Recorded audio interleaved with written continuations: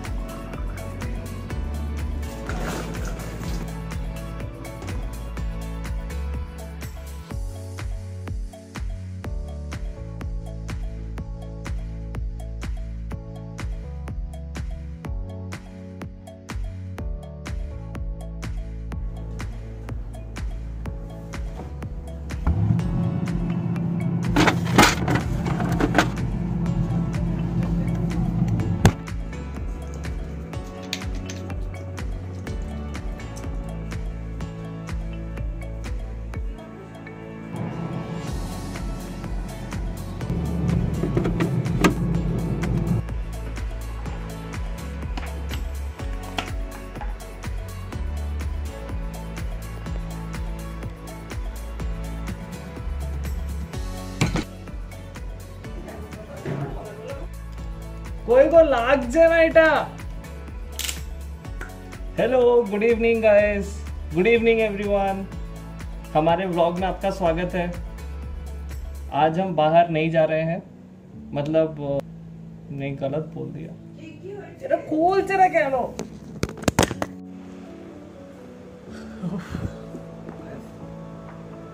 अब ठीक है। तो मैं ये बताना चाहता था कि ये हेलमेट का एक बहुत बहुत बहुत बड़ा रीज़न है जो मैं दिखाना चाहता था, क्योंकि ये हेलमेट मैंने कोविड के चलते चलते ही ख़रीदा है। मतलब मैं बेसिकली इस हेलमेट से ये बताना चाह रहा था कि ऐसी कितनी सारी चीज़ें जो अगर कोविड नहीं होती तो शायद मैं नहीं करता। तो ये हेलमेट ख़रीदना उनमें से एक चीज़ है। हाँ, मुझे पता है कि मतलब safety always comes first and road safety बहुत इंपॉर्टेंट है। इनफैक्ट आई एम ऑल्सो मतलब in favour of road safety, but हमेशा हम रोज़ के कामों में इतना ज़्यादा बिजी हो जाते हैं कि किसी और चीज़ के लिए टाइम ही नहीं बचता। एंड एक चीज़ और रियलाइज़ हुई मुझे इस कोविड के दौरान कि घर में बहुत सारा काम होता है, बहुत बहुत बहुत सारे काम होते हैं जो कि किसी एक बंदे के लिए करना बहुत मुश्किल है। और कोविड की वजह से तो काम और ज़्यादा दुगना हो गया है। सो बेसिकली सारा पॉइंट में ये सब कुछ इतना बकर इसलिए कर रहा हूँ क्योंकि मैं चाहता हूँ कि आज आप सबको ये बताऊँ कि कोविड की वजह से बहुत सारी अच्छी चीज़ें भी हुई हैं। अगर मैं अपनी बात करूँ तो मैंने एक बुक पढ़ना शुरू किया, थोड़ा अपने आप पे काम करना शुरू किया, घर के थोड़े काम किए, सारे नहीं किए, सारे तो शौमिता ही करती है, बट मैंने थोड़ा सा हेल्पिंग हैंड दिया जितना मतलब मुझे आता था। I know that is not enough, but ठीक है, मतलब वो झेल लेती है मेरे को। सो वेरी इवन एक बहुत बड़ी चीज़ जो अगर कोविड ना होता तो शायद मतलब हम लोग कभी यूज टू ही नहीं हो पाते। मेरे ख्याल से 2-3 चीज़ें मतलब जो मैंने बिल्कुल एकदम फर्स्ट हैंड एक्सपीरियंस की है, उनमें से एक चीज़ है ये ऑनलाइन मीटिंग्स। मतलब इतना ज़्यादा ऑनलाइन मीटिंग्स किया है मैंने लॉकडाउन के दौरान, उसके बाद भी, और अभी तो सब कुछ ऑनलाइन ही होता है। मतलब आप वेबिनार ले लो, जैसे हम पहले मैं कॉन्फ्रेंसेस में जाता था जहाँ पे बड़े बड़े इंडस्ट्रियलिस्ट आते थे, अब वो भी बंद हो चुका है, सब कुछ ऑनलाइन है। एवरीथिंग इज या तो जूम पे हो रहा है या MS टीम्स पे हो रहा है या कोई ना कोई एक ऑनलाइन प्लेटफॉर्म पे हो रहा है। मेरे को लगता है कि अगर कोविड नहीं होता तो ये चीज़ 10 साल बाद होती, तो ये 10 साल पहले आ गई है। और मेरे को ऐसा लग रहा है कि ऐसा बहुत पहले हो जाना चाहिए था। या दूसरी एक और चीज़ है कि अगर आपने नोटिस किया होगा कि हम लोग जैसे मैंने 2-3 रेस्टोरेंट्स ट्राई किए थे, हम स्टारबक्स गए, मैकडोनल्ड्स गए, एंड हर जगह पे भीड़ कम थी, जो मुझे बहुत ज़्यादा पसंद है। मतलब मुझे भीड़ भाड़ वाली जगह बिल्कुल भी नहीं पसंद मतलब मैं ऐसे दूर भागता हूँ। तो जो हमारा मतलब ऑर्डर देने का प्रोसेस था वो काफ़ी इजी हो गया है। फ़ोन पे OTP पे मेन्यू आ जाता है, फ़ोन से ही पे हो जाता है, जब आपका ऑर्डर रेडी हो जाता है आपके टेबल पे आ जाता है, आपको काउंटर तक भी नहीं जाना पड़ता। ये मेरे ख्याल से ये कंटिन्यू होना चाहिए। हाँ, ये कंटिन्यू होना चाहिए, ये बहुत अच्छी चीज़ है।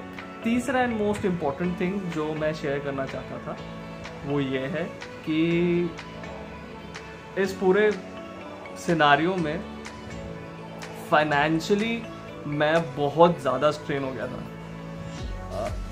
मतलब मुझे नहीं पता आपके साथ भी हो तो आप मुझे बताना, बट मेरे महीने के खर्चे लिटरली दुगने हो गए थे। मतलब पहले अगर मैं किसी चीज़ पे 10 रुपये खर्च करता था तो उस चीज़ के लिए मुझे 20 रुपये खर्च करने पड़ते थे। इनफैक्ट किसी केसेस में तो उससे ज़्यादा है। मतलब मैं एक छोटा सा एग्जांपल देता हूँ जिसकी वजह से मुझे बहुत ज़्यादा प्रॉब्लम हो रही है, और वो है मेरा एजुकेशन लोन। मैंने पढ़ाई एजुकेशन लोन पे की थी, एंड मुझे करीब 4 साल हो गए हैं एजुकेशन लोन भरते हुए। अभी भी आधा एजुकेशन लोन भरा है एंड आधा अभी भी बाकी है, और मेरे हर महीने में से मेरी करीब आप मान के चलो 20% सैलरी मेरी एजुकेशन लोन पे जाती है, which is a huge amount. I don't know, मतलब अगर ये इन्फॉर्मेशन मेरे पास लोन लेने से पहले होती तो शायद मैं कुछ और सोचता। आई डोंट नो, बट मेरे को लगा कि ये फाइनेंशियल एक ऐसी चीज़ है जो जिस पे कोई बात नहीं करता, but we should pay a close attention to it. अगर आप पर्सनली मेरी बात करोगे तो मैं कोशिश करता हूँ, मतलब मैंने ये कोविड की वजह से ही मैंने इस पर थोड़ा ध्यान देना शुरू किया, क्योंकि इससे पहले मैं कुछ भी नहीं करता था, ना मुझसे सेविंग हो पाती थी, हमेशा मेरे पास पैसे ख़त्म हो जाते थे, हमेशा मंथ एंड पे बीवी से पैसे मांगने पड़ते हैं। सो या यू नो राइट। बट एक क्विक टिप देता हूँ, अगर आप सैलरीड पर्सन हो तो आपके लिए काम करेगा, अगर आप बिजनेसमैन हो तो भी आपके लिए काम करेगा, क्योंकि आपके पास फिर महीने का हिसाब नहीं होगा, हर दिन का हिसाब होगा। तो एक छोटा सा फाइनेंशियल टिप देना चाहता हूँ जो मैंने भी मतलब सीखा है किसी से, कि एक 60-20-20 रूल होता है। वो आप जितना भी कमाते हो आपके पूरे सैलरी का 60% उन रेगुलर खर्चों पे जाना चाहिए जो आपको देना ही देना है हर महीने। 20% आप सेविंग्स करना, कि मतलब जो फ्यूचर में आपने FD की हो, आपने कोई RD की हो, कोई लाइफ इंश्योरेंस किया हो, वैसा कुछ। और बाकी का जो 20% है ना, वो हमेशा सरप्लस रखना। भले ही वो किसी को बताना मत कि वो मेरी सैलरी में नहीं आता, लेकिन वो 20% किसी को मत बताना, वो 20% अपने पास रखना, क्योंकि यू नेवर नो कब आपके पास क्या प्रॉब्लम हो जाए, इमरजेंसी में कोई हेल्प करे या ना करे। So this is the 60-20-20 rule जो मैं फॉलो करता हूँ।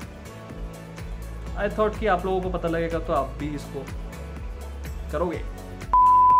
Thank you so much guys, हमें बहुत ज़्यादा सपोर्ट करने के लिए। और मेरे बाल बहुत ही धीरे धीरे बड़े हो रहे हैं। मेरे को टेंशन हो रही है थोड़ी सी कि मतलब दुर्गा पूजा तक मतलब बढ़ेंगे कि नहीं बढ़ेंगे। उसी तरह सब्सक्राइबर्स भी बहुत धीरे बढ़ रहे हैं। क्यों? आप मेरे बाल हो, नहीं हो ना? तो सब्सक्राइब करो ना, अपने दोस्तों से सब्सक्राइब करवाओ ना, अपने मम्मी पापा के आईडी से करो ना। नहीं मतलब लास्ट वाला मत करना। प्लीज़ प्लीज़ प्लीज़ सब्सक्राइब करो हमारे चैनल को, लाइक भी करना अगर वीडियो अच्छा लगा हो तो, और प्लीज़ कमेंट सेक्शन में बताना मतलब जो मैंने फाइनेंशियल टिप दिया वो आपको लग रहा है कि आप यूज़ कर सकते हो कि नहीं। And see you.